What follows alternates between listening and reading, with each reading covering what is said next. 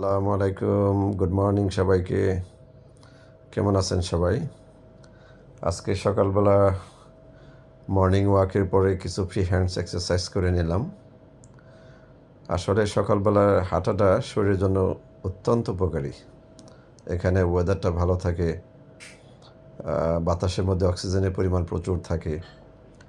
আর কিছু free hands exercise করলে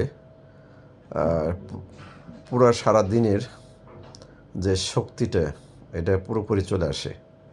তো আমরা সবাই চেষ্টা করব যাতে কমপক্ষে হলেও সকালবেলায় 30 থেকে 40 মিনিট হাঁটি এবং হাঁটার পরে কিছু ফ্রি এক্সারসাইজ আমরা করে নেব ইনশাল্লাহ।